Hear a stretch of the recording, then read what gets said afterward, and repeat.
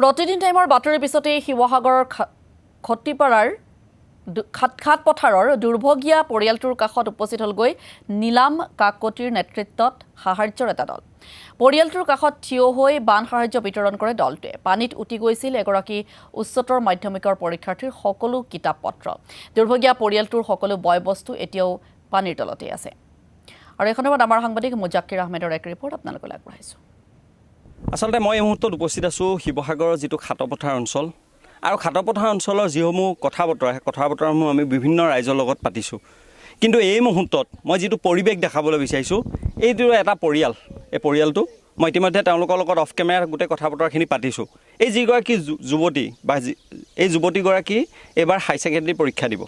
তেওঁ ইতিমধ্যে যিসমূহ কিতাপ আছে সেই কিতাপসমূহ পানীত নষ্ট হৈ গ'ল। তেওঁলোকে কলেজ যাবৰ পৰা এই যিটো স্থান সেই স্থানটোৰ পৰা কোনো যোগাযোগ নাই। কাৰণ আমি যিটো পানীয়েদি সোমাইছোঁ প্ৰায় এককাল আৰু কিছুমান স্থানত এআঁঠু পৰ্যন্ত পানী।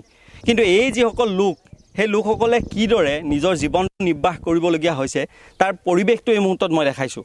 মই তেওঁলোকৰ লগত আচলতে কথা পাতিম। তেওঁৰ মাতৃ আছে, মই মাতৃৰ লগত কথা পাতিম। বাইদেউ, আপোনাৰ নামটো?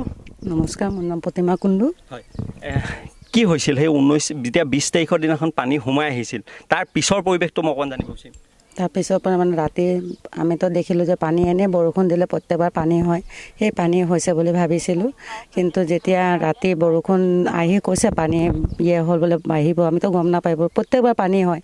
তাৰপিছত আমাৰ ঘৰত আলহী আছিলে, 10জন টোটেল মানুহ আমি আছিলোঁ। আমি আলহী আমাৰ ঘৰত ভাত পানী খাই ৰাতি শুই আছোঁ।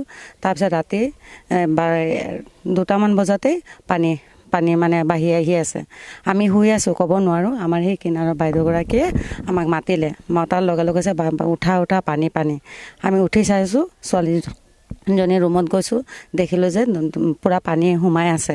মই দৰ্জা খুলি দিয়াৰ লগে লগে পানী যেনেকুৱা পানী সোমাইছে তেনেকুৱা সাপ সোমাইছে, 4-5টা সাপ একেলগতে সোমাইছে। সকলো শেষ। এতিয়া মানে আমাৰ ঘৰত একোৱেই নাই। আমি ল'ৰা ছোৱালী লৈ পিনে আলহী লৈ ওলাই গৈছোঁ, কিন্তু আমি একো এটা কাগজ ছোৱালীজনী হাই ছেকেণ্ডেৰী এতিয়া কি কৰিব এইটো ক'ব পৰা নাই। এতিয়া কিতাপ পত্ৰ নাই, ইউনিফৰ্ম নাই। স্কুল কলেজ আজি খুলিছে, মাতিছিলে। ফুলেশ্বৰী স্কুলত পঢ়ে, ফুলেশ্বৰীত পূৰা পানী, গভটত মাতিছিলে। এতিয়া ছোৱালীজনী যায় কেনেকৈ? ইউনিফৰ্ম নাই, কিতাপ পত্ৰ নাই। সেইটো কাৰণে আমি আপোনালোকৰ ওচৰত আমাৰ ইয়াত কোনো অহা নাই। এতিয়া কোনো অহা নাই। এই মুহূৰ্তত দেউতাক আছে, কিতাপ পত্ৰ সম্পূৰ্ণ উটি গ'ল। আজিৰ পৰা স্কুলসমূহ খুলিছে। এই আপোনালোকৰ যে সকলো বস্তু শেষ হৈ গ'ল, সেই পুনৰ আকৌ সেই আগৰ অৱস্থাটোলৈ ঘূৰি আহিবলৈ আপোনালোকক কিমান সময় প্ৰয়োজন? মোক চাওক, আপুনি আজি মই 28 বছৰ ধৰি যিটো গোটালোঁ, গোটেইখিনিত 10 মিনিটতে শেষ। মই বিচনাৰ পৰা নামিছোঁ পানী, তাৰপাছত ওলাওঁতে এইখিনিতে মই এককাল পানী। মই ল'ৰা ছোৱালী কেনেকৈ লৈ ওলাম মই তাকে চিন্তা কৰিছোঁ। মোৰ ছোৱালী ডাঙৰজনী MA কৰি আছে প্ৰাইভেটত, সেইখিনি কিতাপ এছাইনমেণ্ট এইজনী যিখিনি লিখিছে গোটেইখিনি একো এটা মানে বস্তু উলিয়াব নোৱাৰিলোঁ। 5 মিনিটৰ ভিতৰত ওলাইছোঁ, নহ'লে আমি গোটেইকেইটা মানুহ ডুবি মৰোঁ। ওলাওঁতে আমি 10 লাইন পাওঁতে বুকু পানী হৈ গ'ল। আৰু আমি কি ক'ম, আজি 28 বছৰ ধৰি গোটেই documents, ration card, voter card, PAN card চব থাকিলে, অকল খালী মানুহকেইটা ওলাই পলালোঁ, যেনে তেনে ওলাই পলালোঁ।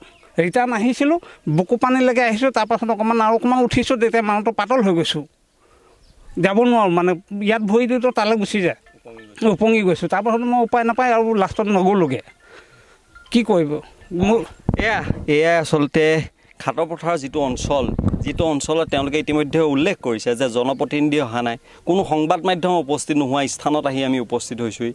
মোৰ সতীৰ্থ মুস্তাক আছে। মুস্তাকে মই এই যিটো স্থান, সেই স্থানটো এককাল পানী, এআঁঠু পানী পৰ্যন্ত ফালি এই যিটো স্থান, সেই স্থানটোত আহি উপস্থিত হৈছোঁ। মোৰ সহযোগী মুস্তাকৰ মই লগত লৈ আহিছোঁ। এনে বহু বিধ্বস্ত পৰিৱেশৰ আমি সাক্ষী হৈছোঁ এই যিটো খাটপথাৰ অঞ্চল।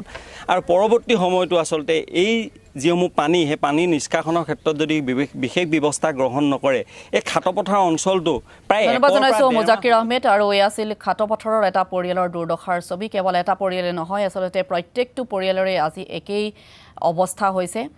বিগত বছৰ ধৰি অতি কষ্টেৰে যিসমূহ সামগ্ৰী বা যি উপাৰ্জন কৰিছিল সেই সকলো মাত্ৰ 10 মিনিটতেই উটুৱাই লৈ গ'ল বলিয়া বানে। আৰু তাৰ পাছত এতিয়া হাহাকাৰ অৱস্থা এইসকল বানাক্ৰান্তৰ।